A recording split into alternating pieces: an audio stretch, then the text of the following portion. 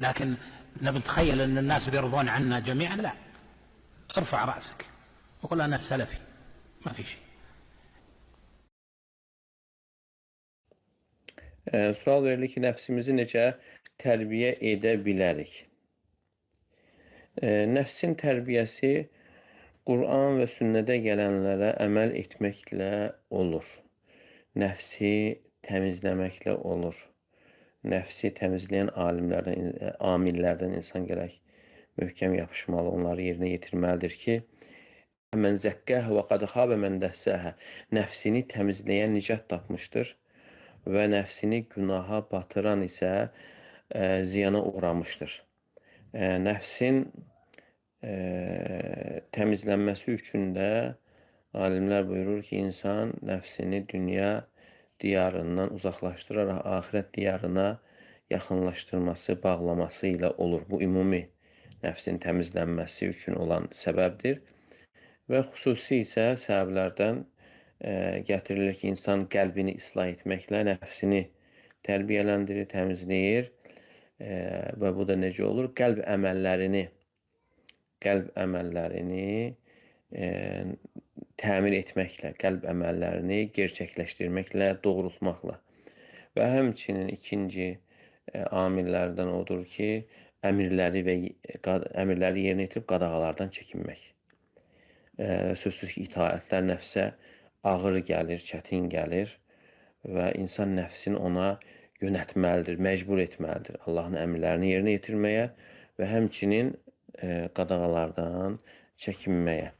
Əgər məcbur edərsə, artıq müəyyən vaxtdan sonra artıq o ibadətlərə, yəni insan öyrəşəcəkdir. Sonra ibadətləri tərk etməsi belə ona ağır gələcəkdir. Və üçüncü isə xüsusi səbəblərdən gəlir ki, insan nəfsini hesaba çəkməsi. Yəni, hər gün insan yatmazdan əvvəl nəfsini hesaba çəkməsi, bu gün ərzində nə kimi yaxşı əməllər edib və etdiyi o yaxşı əməllərə görə Allah həmd etməsi, şükür eləməsi ki, Allah Teala onu bu əməllərə müvəffəq edib. Yəni, Allah Teala'nın yardımı olmasaydı bu yaxşı əməllərə müvəffəq ola bilməzdi.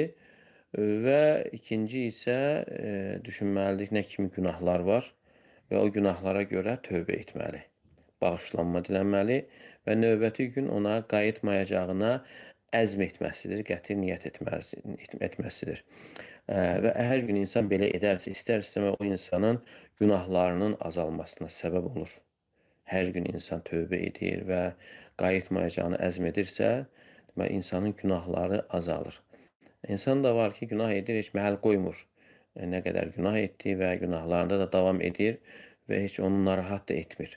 Amma insan da var, etdiyi günahlarına görə narahat olur və tövbə edir, Allah Teala'dan bağışlanma diləyir. Deməli, insan nəfsini hesaba çəkməklə günahların azalmasına səbəb olur dünyada və axirətdə də hesabın yüngülləşməsinə səbəb olur. Ona görə İbn Hasan Basri rahimehullah deyərdi ki, qiyamət günü bəzi insanların hesabı yüngül olacaqdır dünyada nəfslərini hesaba çəkdiklərinə görə. Bəzilərinin isə ağır olacaqdır dünyada nəfslərini hesaba çəkmədiklərinə görə. Nəfslərini hesaba çəkmədiklərinə görə. Və ona görə insanın nəfsini çəkməsi və hər gün etdiyi günahlarına görə tövbə etməsi, bağışlanma diləməsi insanın nəfsinin təmizlənməsinə səbəb olur, tərbiyələnməsinə səbəb olur.